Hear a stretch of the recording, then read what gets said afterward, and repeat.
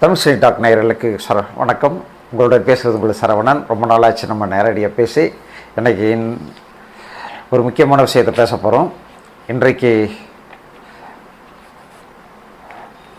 Ernakulam magistrate கோர்ட்டில் நடந்த ஒரு வழக்கின் தீர்ப்பு இந்தியா முழுவதும் பிரதிபலித்திருக்கிறது. இந்தியா முழுக்க பரபரப்பை ஏற்படுத்தியிருக்கு. கேரளாவில் ரொம்ப பரபரப்பு. 2017 ஒரு நடிகை திருச்சூர் போய்கிட்டு இருந்த நடுராத்திரியில் காரில் கடத்தப்பட்டு பலாத்காரம் செய்யப்பட்டார். அந்த வழக்கின் தீர்ப்பு தான் இன்றைக்கு வந்திருக்கு.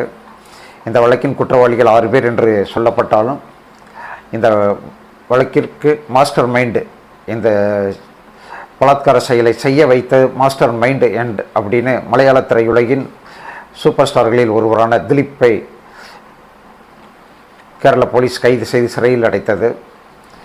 ஆனால் இன்றைக்கு இந்த வழக்கின் தீர்ப்பில் திலீப் குற்றமற்றவர் அப்படின்னு சொல்லி விடுதலை பண்ணியிருக்காங்க.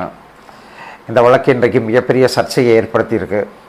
ஒரு பக்கம் திலீப்புக்கு ஆதரவாக ஒரு டீம், இன்னொரு பக்கம் திலீப்புக்கு எதிராக ஒரு டீம் அப்படின்னு சொல்லி ரெண்டு டீமுமே இன்றைக்கி பம்பரமாக வலைத்தளங்களிலும் சமூக வலைத்தளங்களிலும் பயங்கரமாக எழுதிக்கிட்டு இருக்காங்க. முதல்ல இந்த பிரச்சனை எப்படி ஆரம்பித்தது அப்படிங்கிறத பற்றி நம்ம கொஞ்சம் பேசுவோம். அதுக்காக தான் இங்கே வந்துடுவோம். நம்முடைய 25 வருட கால பத்திரிகையாளர் அனுபவத்தை வைத்து நம்மால் முடிந்த அளவுக்கான செய்திகளை கேட்டு வாங்கி கிரகித்து அந்த செய்திகளை உங்களுக்கு நம்பகமான முறையில் கொடுக்கிறோம்.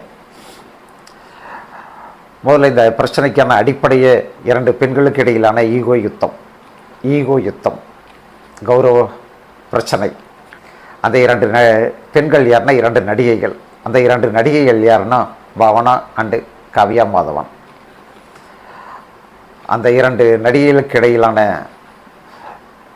ஈகோ தான் இன்றைக்கி பிரச்சனை இங்கே அளவுக்கு கொண்டு வந்து நிறுத்தியிருக்கு. இதுதான் உண்மை. இதை நான் சொல்லலை, மலையாள திரையுலகில் இருக்க எல்லாருமே இதான் சொல்கிறாங்க. நடிகர் திலீப்பு 1900 நடிச்சிக்கிட்டு இருக்காரு. அவருடைய மனைவியான மஞ்சு வாரியர் 1995 நடிக்கிறாங்க. 1998 2 பேரும் சேர்ந்து 2 பேரும் கல்யாணம் பண்ணிக்கிட்டாங்க. அதுக்கப்புறம் மஞ்சு வாரியர் நடிக்கலை. காவியா மாதவன் 1999 அறிமுகமாகறாங்க மலையாள சினிமாவில். அந்த முதல் படத்துலேயே திலீப் தான் அவருக்கு ஜோடி. அந்த ஒரு படம் ஹிட் அடித்த பின்னாடி அதுக்கடுத்து 2-3 படத்தில் நடித்தாங்க. அதுக்கப்புறம் எல்லா படமுமே ஹிட்டுன்னொடனே மலையாள திரையுலகமே மொத்தமாக பேசின ஒரே வார்த்தை, திலீப்புக்கு சரியான ஜோடி காவியா தான், காவியாவுக்கு சரியான ஜோடி திலீப்பு தான். 2 பேர்த்தையும் ஸ்க்ரீனில் பார்த்து அவ்வளோ அழகாக இருக்குது அப்படின்னு எல்லாருமே சொல்லிட்டாங்க. அதிலேருந்து நம்ம பெரும்பாலான ரசிகர்கள் சொல்கிறது தானே தேட்டருக்காரங்க கேட்பாங்க. ஏன்னா தேட்டருக்காரங்களுக்கு வசூல் தானே முக்கியம். இந்த 2 ஜோடியை பார்க்கத்தான் தேட்டர் கூட்டம் அதிகமாக வருது. அப்படிங்கிறனால அவங்களும் விநியோகஸ்தர்கிட்ட சொல்லி, விநியோக தயாரிப்பாளர்கிட்ட சொல்லி, தயாரிப்பாளர் திலீப்கிட்ட சொல்லி, திலீப் அதுக்கப்புறம் நிறைய படங்களில் காவியாவே தன்னுடைய ஜோடியை நடிக்க வச்சார். மொத்தம் 20 படங்களில் 2 பேர் ஜோடியாக நடிச்சிருக்காங்க. அதில் 2009 காவியா கல்யாணம் பண்ணிட்டு போகிறாங்க. ஆனால் 6 மாதத்தில் திரும்பி ரிட்டர்ன் ஆகிட்டாங்க இந்தியாவுக்கு. ஆனாலும் 2 வருஷம் கழித்து 2 ஹஸ்பண்டோட நிஷால் அப்படிங்கிற முதல் கணவரோட டைவர்ஸ் வாங்கிக்கிறாங்க. அது 2011 டைவர்ஸ் வாங்கிட்டாங்க. அதுக்கப்புறம் மறுபடியும் சினிமாவில் நடிக்க ஆரம்பித்தாங்க. இப்போவும் திலீப் கூட சேர்ந்து நடித்தாங்க. இப்போ இதே மாதிரி பாவனாவும் நடிக்க வந்தாங்க. அவங்க 2002 நம்மள் அப்படிங்கிற ஒரு படத்தில் தான் அறிமுகம் போனாங்க. அதுக்கப்புறம் அவங்களும் திலீப் கூட நடிக்க ஆரம்பித்தாங்க. ஆனால் திலீப் பாவனாவுக்கு காவியாவுக்கு என்ன வித்தியாசம்னா, காவியா ஒரு குழந்தைத்தனமான ஒரு கேரக்டருக்கு கரெக்டாக கச்சிதமாக பொருந்துவாங்க. ஆனால் பாவனா ஒரு துருதுருவான ஒரு கேரக்டர், ஒரு இளம்பெண் கேரக்டர், அது கரெக்டாக பொருத்தமாக இருப்பாங்க. அதனால் 2 கதைகளும் மாற்றி திலீப் இவங்களுடைய நடித்தார். ஆனால் போக போக இந்த பாவனாவுக்கு காவியா மாதவனுக்கு இடையில் அடுத்து யார் திலீப்போட படத்தில் நடிக்கிறது ஒரு போட்டி பொறாமையாக வந்துருச்சு. அதுக்கு முன்னாடி வரைக்கும் இந்த 3 பேருமே பாவனா, காவியா மாதவன், மஞ்சு வாரியர் 3 பேருமே அவ்வளோ க்ளோஸாக இருந்திருக்காங்க. 3 பேரும் ஒருத்தர் போகிறது ஃபேமிலி ஃப்ரெண்டு மாதிரி ஆயிட்டாங்க. ஆனால் பின்னாடியும் அது ஏதோ ஒரு இடத்துல ஒரு ஸ்பார்க் அடித்து ஒரு படத்தில் வாய்ப்பு கிடைக்காமல் காவியாவுக்கு போனதுனால பாவனா ரொம்ப கோபமாகி ஒரு ஃப்ரெண்ட்ஷிப்பை கட் பண்ணிட்டு தான் சொல்கிறாங்க. அதுக்கு உதாரணமாக அவங்க சொல்கிறது, வருஷம் திலீப் வளைகுடா நாடுகளில் ஒரு கலை நிகழ்ச்சி நடத்துவார். அதுக்காக இங்கேருந்து ஒரு டீமை கூட்டிகிட்டு போவார். அந்த டீமில் தன்னுடைய ஜோடியாக நடித்த எல்லாரையும் கூட்டிகிட்டு போவார் திலீப். அப்படி ஒரு முறை பாவனாவையும் காவியாமாதையும் சேர்த்து கூட்டிகிட்டு போகிறார். ஆனால் அந்த டூர் முழுக்க பாவனாவும் காவியாமாதன் ஒருத்தர் மாற்றி ஒருத்தர் பேசிக்கவே இல்லை அப்படிங்கிறத அங்கே டூருக்கு போயிட்டு வந்தவங்க வெளியில் வந்து பத்திரிகையாளர்கிட்ட பழிச்சுட்டு சொல்லிட்டாங்க. அதோட வீடியோ ஆதாரமும் இன்னமும் இன்டர்நெட்டில் இருக்குது, நீங்கள் தேடி பாருங்கள், இருக்கும். ஆக இப்படி ஒரு புகைச்சலோட காவியாமாதவன் கல்யாணம் பண்ணிட்டு போனாங்க. திருப்பி டைவர்ஸ் ஆகி வந்து திருப்பி நடிக்க ஆரம்பிச்சிருக்காங்க. இப்போ இந்த சீசனில் மறுபடியும் பாவனா எவ்வளோ நடிச்சுக்கிட்டு இருக்காங்க. ஆனால் திலீப்போட நடிக்க முடியல அவங்களால. இந்த நேரத்தில் தான் அம்மா அமைப்புக்காக கலை நிகழ்ச்சி நடத்துறதுக்காக பிளான் பண்ணிட்டாங்க அபுதாபியில். அதுக்காக ரிஹர்சல் வந்து கொச்சியில் ஒரு ஹோட்டலில் நடக்குது. அந்த ஹோட்டலில் வழக்கம் போல் ப்ரோக்ராம்ஸில் ஃபிக்ஸ் பண்ணும்போது ஒவ்வொரு நடிகருக்கும் ஒரு நடிகைக்கு பொருத்தமாக தான் பாடல் காட்சிகளை வைப்பாங்க.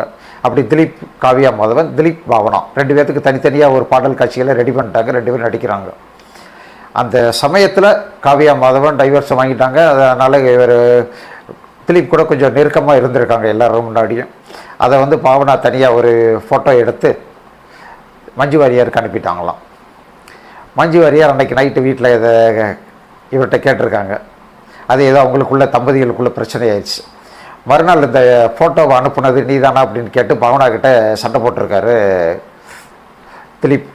இனிமேல் இது மாதிரி பண்ணாதுன்னு எல்லோரும் முன்னாடி எச்சரிச்சிருக்காரு. எல்லோரும் முன்னாடியுமா அந்த ஒரு பெரிய கூட்டமே அதை பார்த்துருக்காங்க. அவங்க எல்லோரும் சமோசம் பண்ணிட்டு எப்பா விடுப்பா, அது சாதாரண சின்ன விஷயம் அப்படின்ட்டாங்க. இது அப்படியே எரிஞ்சு மிகப்பெரிய விஷயமாகி அவருக்கு வீட்டில் மஞ்சு வாரியாரோட ரொம்ப சண்டை உச்சகட்டத்துக்கு போய் டைவர்ஸ் அளவுக்கு போயிடுச்சு. கடைசியாக மஞ்சு வாரியார் நான் நிச்சயம் அந்த வீட்டில் இருக்க மாட்டேன், நீ அவளோட குடும்பம் நடத்தின மாதிரி சினிமா பண்ணியில் சொல்லிட்டு போயிட்டாங்களாம். முடிஞ்சு போயிடுச்சு டைவர்ஸ். நல்லா இருந்த ஒரு குடும்பத்தை இப்படி ஒரு ஃபோட்டோவை அனுப்பி கெடுத்துட்டாலேன்னு பாவனா மேலே இவங்களுக்கு ஒரு கோபம். யாருக்கு? திலீப்புக்கு. அந்த கோபத்தின் விளைவாக நடந்தது தான் இதற்கு பின்பு நடந்த அத்தனை விஷயங்களும் அப்படிங்கிறாங்க மலையாள திரையுலகத்தினர். நம்மளும் யோசித்து பார்த்தா ஒரு பக்கம் இது என்ன சின்ன பிள்ளைத்தனமாக இருக்குது அப்படின்னு தோணுது. ஆனால் இன்னொரு பக்கம் பார்த்தா இதை எதுக்கு போய் சொல்லுவானே, இதை எதுக்கு போய் செய்வானே அப்படின்னு தோணுது. ஆனால் இளவயது பெண்கள், இளவயதில் எல்லாருக்குமே இப்படி ஒரு கோப தாபம், எல்லாருமே பிரச்சனைகள் நிறைய இருக்கும். அதெல்லாம் இல்லைன்னு சொல்ல முடியாது. ஆனால் நடந்துருச்சு. ஆனால் இந்த நடத்துக்கு பிறகு என்ன நடந்தது அப்படிங்கிறது மிகப்பெரிய ஒரு கொடுமை. அந்த கொடுமை நிச்சயமாக நடந்திருக்கவே கூடாது. ஆனால் இந்த நடப்பில் எல்லாருக்குமே பங்கு இருக்கா, அவங்களுக்கு இருக்கா இல்லையா அப்படிங்கிறது சத்தியமாக நம்மளால் கெஸ் பண்ண முடியல. ஆனால் நீதிமன்றம் இன்றைக்கு திலீப்பை விடுதலை செய்தே அறிவிச்சிருக்கு. இப்போது திலீப்பின் விடுதலை எப்படி நடந்தது, திலீப்பின் கைது எப்படி நடந்தது, இந்த சம்பவம் எப்படி நடந்தது அப்படிங்கிறத அடுத்த வீடியோவில் பார்ப்போம். நன்றி, வணக்கம்.